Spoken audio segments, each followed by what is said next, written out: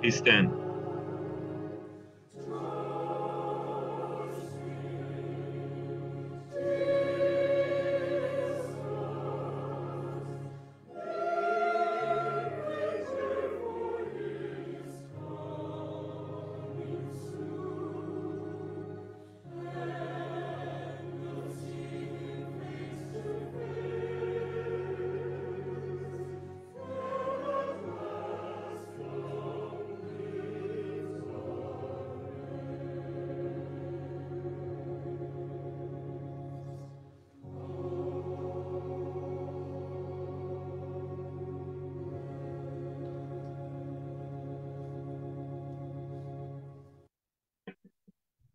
Our dear Almighty Father, we thank you for all the blessings you have given us.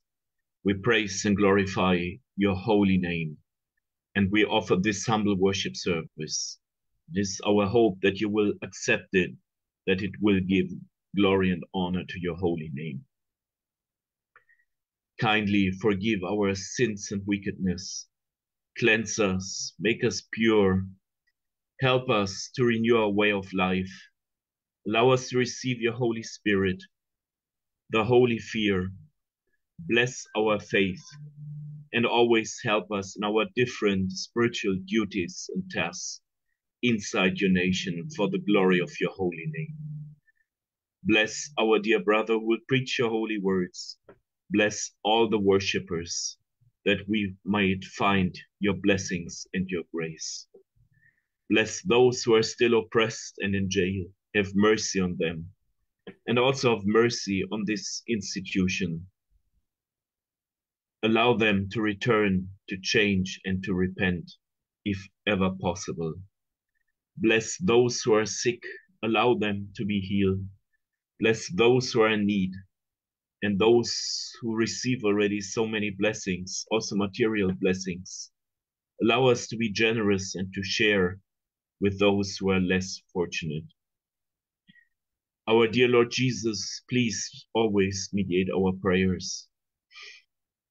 Allow us to be your true and upright followers, and help us to be fully ready to meet you the soonest possible time on your second advent. Our dear Almighty Father, we're confident that you have forgiven our sins and that you will accept our worship service. Because all this we ask and beg in the name of our Lord and Savior, Jesus Christ. Amen.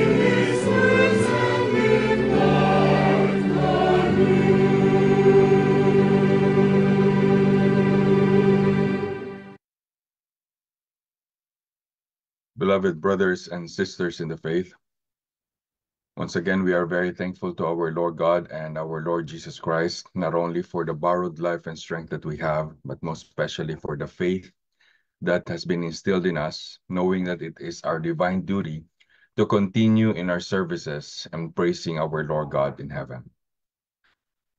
Next week, beloved brothers and sisters, we will be having our Thanksgiving. We are giving thanks to our Lord God because we commemorate the time that we have been called into the fold, wherein we were introduced to the doctrines of the Iglesia Ni Cristo, or the Church of Christ. We are very grateful to our Lord God that we have been deemed qualified to be able to listen to the words of our Lord God and have faith in the doctrines of our Lord Jesus Christ. Because of our stand to continue following the teachings of our Lord Jesus Christ and to follow his commandments, many of us have been displaced or even expelled because we chose to continue following the pristine doctrines. Those who have the authority to expel us here on earth look at us and see us as people who are not worthy of our Lord God.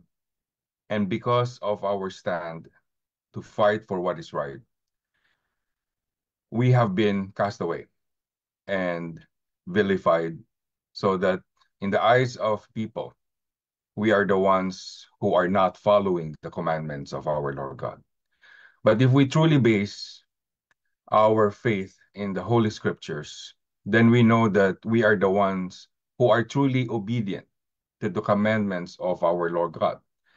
And we know that it is important for us to obey God rather than man who is no longer following our Lord God, even though they are still inside the institution, even though they are still the ones who are inside what they call the nation of our Lord God, being remnants of the body of our Lord Jesus Christ, to continue following the teachings and commandments.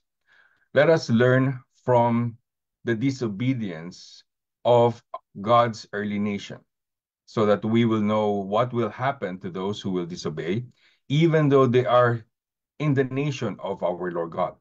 Because there's a common notion, especially those who are still inside the institution, thinking that for as long as they are in a church or religion that brands the name of our Lord Jesus Christ simply because they have registered it in the government or country where they belong to, that they are safe, that they have a undeniable fact that they are the ones or only ones who will be saved, because they consider themselves as the body of Christ, the church of Christ, or the nation of our Lord God. So in our study today, which is based on the fundamental doctrines of the Church of Christ and the lessons taught by Brother Ranyo G. Manalo, we will understand what will happen to those, even though they are inside the nation of our Lord God, yet chose to disobey the doctrines and commandments of our Lord God. Let us start our study as we read what is written here in Psalm, verse 81, 11 up to 12. But no, my people wouldn't listen. Israel did not want me around.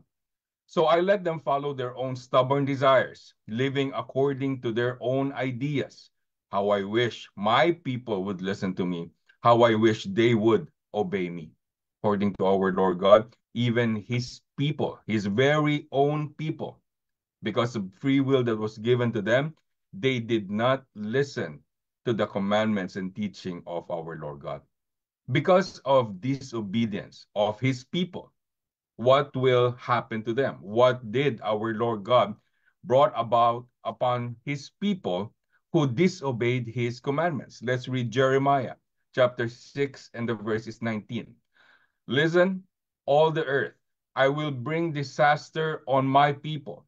It is the fruit of their own schemes, because they refuse to listen to me. They have rejected my word.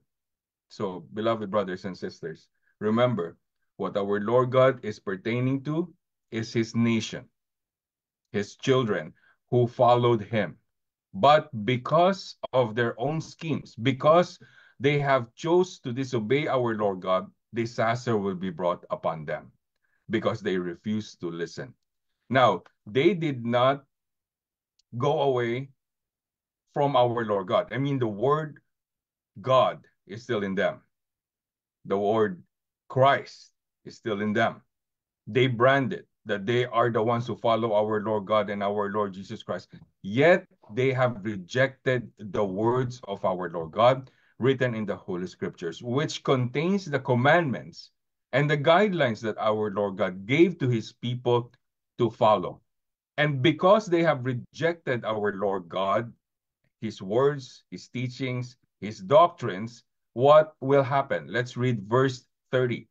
They will be called worthless dross because I, the Lord, have rejected them. Even though they have the words God or Christ in their institution, even if they brand that they are the only ones who will be saved, yet in the sight of our Lord God, they are already worthless. Why? Because they have rejected the words of our Lord God. Our Lord God, in turn, will reject them. So even if they have the sitting executive minister in their institution, even if they have all of the houses of worship and everything that you can imagine that can give validity for their minds that they are the ones who will be saved. Yet if our Lord God has rejected them, then there is no salvation in it. Why? Because they disobeyed the doctrines of our Lord God. Now, what happened in the past that paved the way for them to reject the words of our Lord God? What initiated the thinking of God's people inside God's nation to start disobeying the commandments of our Lord God? Let's read 2 Peter 2 and the verses 1. False prophets appeared in the past among the people.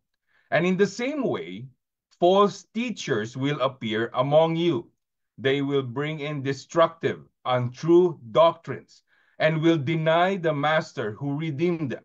And so they will bring upon themselves sudden destruction. It was the false prophets, the false teachers.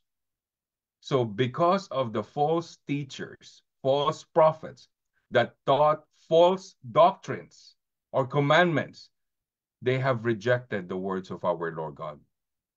And they appeared in the past in God's nation, and they have also appeared amongst us in our time that taught untrue doctrines. That's why if you were to compare the doctrines that were taught by Brother Felix Y. Manalo and Brother Eranio G. Manalo, and now Brother Eduardo V. Manalo, you will see a striking difference. They may have the name Iglesia Ni Cristo or Church of Christ. They may still use the same Bible, read the same verses. But then when you see what they're doing now, it is in great contrast to what Brother Felix Y. Manalo and Brother Eranio G. Manalo wholeheartedly and painstakingly taught the unadulterated, pristine doctrines that our Lord Jesus Christ taught. Imagine, before, during the time of Brother Felix Y. Manalo and Brother Eranio G. Manalo, people respected their parents. Now, they have been given the right to disrespect their parents for as long as they are among those who are what they call defenders, or those who have been expelled for standing up for what is right. Before, when there are people in need, even though they may not be the same faith or religion, we would help them.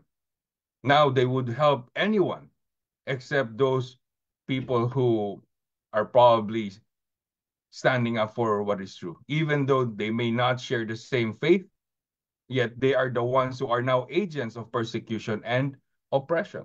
Before, nobody can enter politics because we know that it is corrupt and it will corrupt any member of the Church of Christ who would go in it.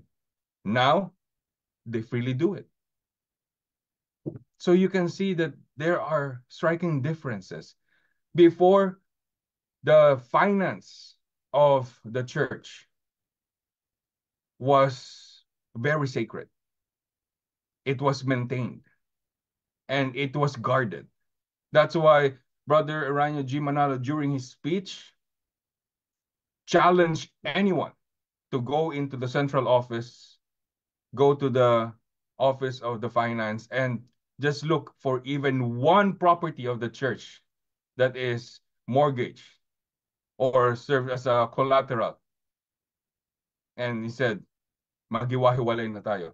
Let's part ways, because that will never happen. Yet, during the time of Brother Eduardo V. Manalo, a simple question about the finance and you get expelled. Why? Because they're afraid for the members of the institution to start asking questions, to realize that the church is now in debt for billions of pesos in the banks, that the money being collected all over the world is just to finance the very luxurious lifestyle of the church administration.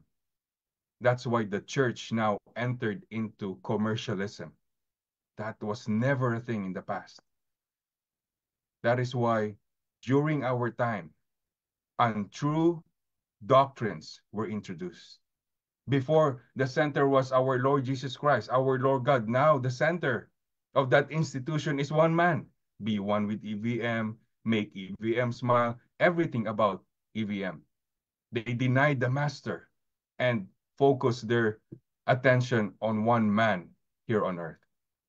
So that is why, beloved brothers and sisters, it was the false doctrines taught by the false teachers that brought about destruction in God's people, that is why they even probably didn't realize that they were already disobeying the commandments of our Lord God in heaven. Now, is it impossible for those people to come from among the ranks of God's people, let alone in the very top echelon of the church administration, from the executive minister down to the Sanggunian?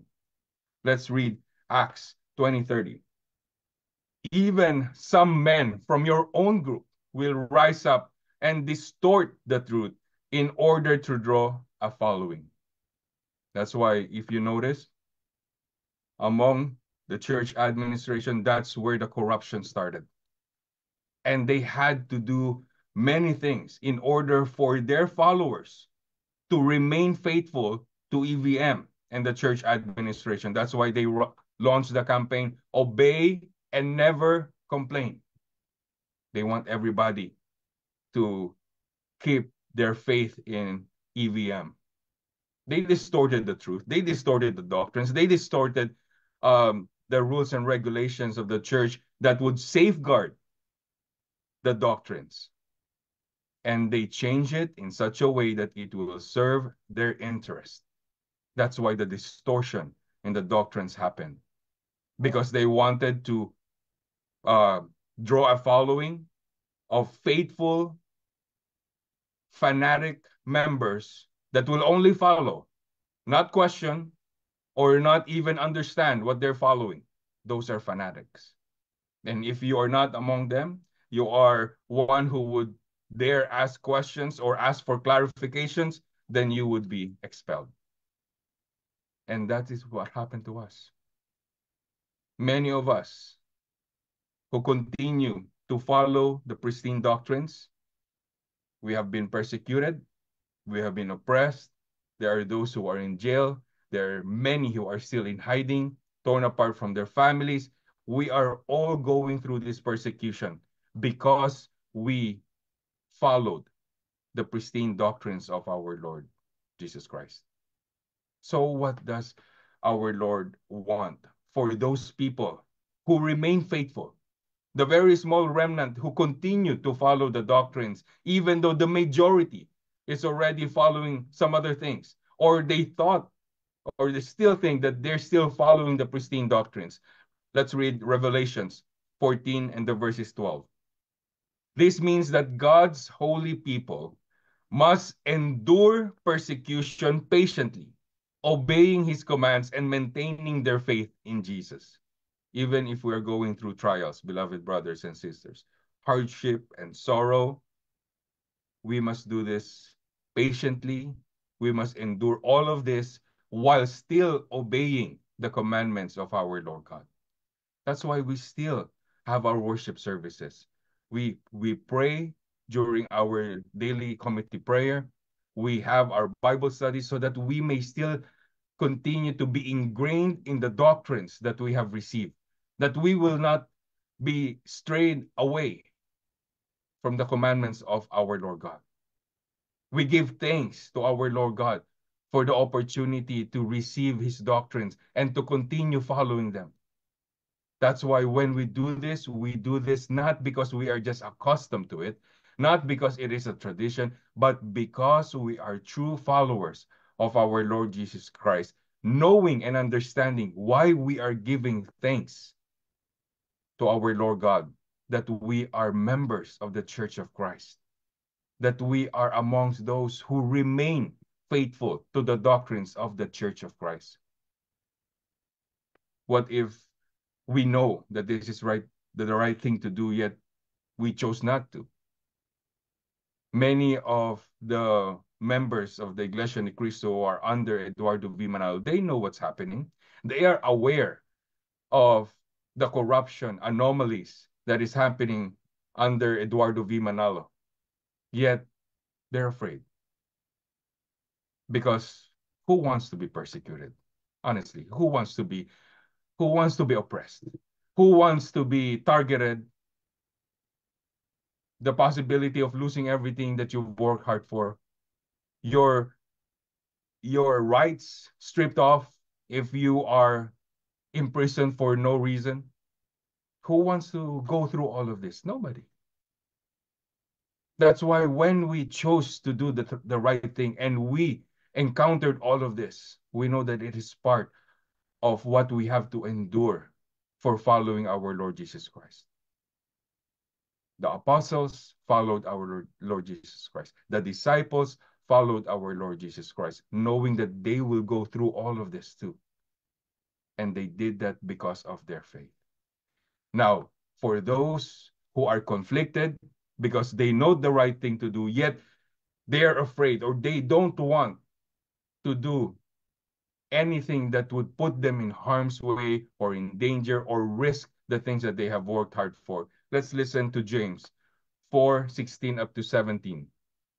So then, if we do not do the good we know we should do, we are guilty of sin. That's as simple as it can get. If we know the right thing that we should do based on the doctrines that we have received and chose not to do it, that is equivalent to sinning in the sight of our Lord God. So if we know the right thing to do, let us do it. Why? Because our faith is not on man. Our faith is on God. That if we do the right thing to do, even though we will go through trials, he will never forsake us. Just like what happened to most of us, to all of us who chose to do the right thing. God proved his promise and never forsake us. He was always there for us, even at the very lowest moment of our lives when we thought that all hope is gone. He was there, and he continued to be there for each and every one of us to prove that for as long as our faith is in God, then we are in the right path. Are we going through trials? Are we going through hardship, sorrow? There are many troubles in life. But despite all of that, why do we continue to put our trust in our Lord God? How do we show our Lord God that our faith is in him? Let's read Psalm 119, 143, 141 up to 142. I am filled with trouble and anxiety, but your commandments bring me joy. I am unimportant and despised, but I do not neglect your teachings. Your righteousness will last forever, and your law is always true. Regardless of what happens in this world, regardless of what we encounter in our lives, one thing is for sure. We should not neglect the teachings of our Lord God. Because his commandments, his doctrines, his teachings will give us joy, will give us hope. And in that hope, beloved brothers and sisters, even though we are vilified, targeted, hated, we are unimportant and despised by many people in this world, especially those who are in the institution who consider us as their enemies. Yet the words of our Lord God and His law will remain true forever. And that's where we should put our trust in. That we should remain faithful in the teachings of our Lord God. And if we are able to go through all of this with the help of our Lord God, when we encourage one another, when we help one another, especially those who are helpless and defenseless, and we have been given the opportunity to have the blessings that we may share to others in need, if we're able to do this, beloved brothers and sisters, and finish our race, that we are able to go through it in the faith that our Lord God will continue to protect us and guide us, what can we expect in the end? Let us read Revelation 7:13 up to 17. One of the elders asked me, who are these people dressed in white robes? And where do they come from? I don't know, sir. You do. I answered. He said to me, these are the people who have come safely through the terrible persecution. They have washed their robes and made them white with the blood of Lamb. Our Lord Jesus Christ knows each and every one of us. He knows our travels. He knows our sacrifices. He knows what we have gone through and continue to go through just to follow Him as His disciple.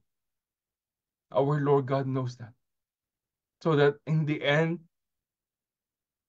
when we look back, there is no regret knowing that we went through everything we went through because of our faith in our Lord Jesus Christ.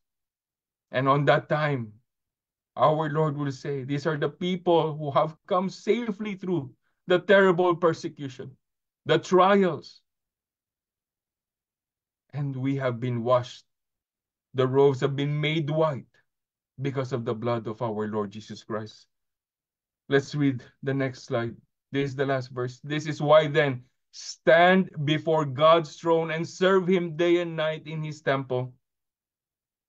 He who sits on the throne will protect them with His presence. Never again will they hunger or thirst. Neither sun nor any scorching heat will burn them, because the Lamb who is in the center of the throne will be their shepherd, and He will guide them to springs of life-giving water, and God will wipe away every tear from their eyes. Brothers and sisters, think about everything that we have been going through. So much pain, so much hardship, and there are our brothers and sisters who still continue to experience severe persecution and oppression. They are under adverse situation. Our brothers are still in jail waiting for justice for a crime they did not commit. Why? For standing up for what is right, for standing up for Christ's teachings. That is why we do our best. So that as we give thanks to our Lord God, may He use us as His instrument, so that we'll be a blessing to others, to help those who are in need. None of our thanksgiving will ever amount to anything that God will need, because He has everything. He provides us with everything. But when God sees in our hearts that from the blessings He gives us, we use it to magnify His name. We use it to love others the way we love ourselves. Then we are able to give glory to Him. And when we have proven to our Lord God that we are obedient to His teachings, that we chose to obey Him, even if we went through so many trials, even if we lost everything, then on the day of judgment, we have something to look forward to. That when we are amongst those that Christ will deem worthy to enter the kingdom of heaven, there will be no more hunger. There will be no more thirst. There will be no more trials or persecution. There will be no more crying from all the pains and hardships and sorrows. What we'll have is the life-giving water, the joy and happiness of being with our Lord God and our Lord Jesus Christ. And may that be the same blessing that our family will receive, that our children and children's children will receive, that all of us will be qualified for salvation on the day of judgment. Let us continue to have that firm resolve, brothers and sisters. Do not be distracted by anything in this world that can derail our faith. Let us continue to have faith in our Lord God. Look straight at the goal that we are pushing for. And let us continue to pray for one another, encourage one another as we give thanks to our Lord God. May our thanksgiving be accepted, give glory to God, and receive the blessings coming from Him. Let us all stand and we shall pray. Our merciful and loving Father, yes. We are so thankful, our Father, that you have blessed us, yes, to be a part of your Son's body, yes, having a right to everlasting life. Amen. And our Father, we want to be a part of that group that is dressed in the white robes, that have been washed with the blood of your Son. Yes. We ask you, Father, to please continue to be with your servants. Yes. Help us to be able to overcome any obstacles that we encounter in this life. Yes. And continue on fulfilling our obligations in serving and glorifying the most holy name. Yes. Our Father, we will be celebrating the anniversary of the church. Yes. The re-emergence of your Church of Christ.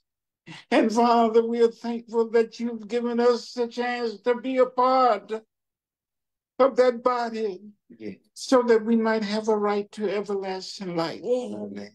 We pray that you please visit all of your children this morning or this afternoon, whatever time it may be. Yes. Visit your children. Let them feel your presence. Yes. Let them feel your Holy Spirit. Yes. So that they will be able to go on serving and glorifying the most holy name. Amen. And as we prepare to celebrate the anniversary of the church, we ask you, Father, to please, as we prepare ourselves, we ask that you help us to cleanse our body and our minds of all unrighteousness. Yes. So that when we come before you to make an offering, our hearts and our souls are clean and ready, that you will be able to receive the offering of your children and grant your children your blessings. Amen. We pray that you please bless each one of us this morning. We pray that you would continue to guide us and help us to be able to overcome the many obstacles that we encounter. Those of our brethren that are being oppressed, persecuted, those that are falsely accused and in jail, visit them this afternoon or this morning, whatever time it may be. We ask your Father to touch them and let them feel your presence, so that they will be strengthened to go on fulfilling their obligations and serving the most holy name. Amen. Our Father, we are not looking for our name to be on a register down here on earth. What we're looking for is that our names be written in the book of life. Yes. We ask you, Father, just to be with your servants. Yes. Continue to guide us, help us to be able to overcome the evils that may surround us in life. Yes. And continue to fulfill our obligations according to your will, yes, and for the glory of the most holy name. Bless all of your servants and continue to bless those that is in need, and help us to be able to help those that are in need, so that, Father, we may be able to truly live a life that will please and glorify the most holy name. Grant to us more faith, more understanding, so that we may be able to serve you in spirit and in truth. Our Lord Jesus Christ, we call on you, asking you, Lord, to please continue to mediate to the Father for us, asking the Father to hear our prayers and forgive our sins, so that we can continue to serve you and our Father until the end of our life. Amen.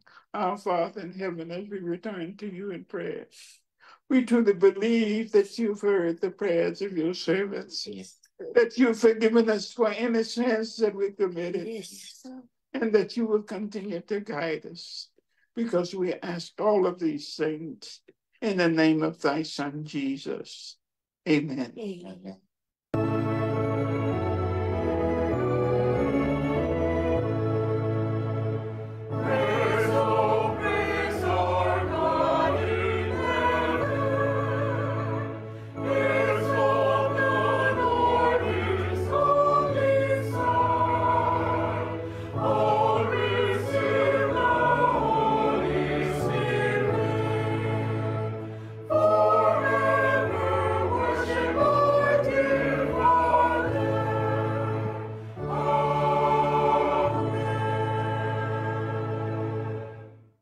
May the grace of salvation from our Lord Jesus Christ, the love of God, and the fellowship of the Holy Spirit be with us now and forever. Amen.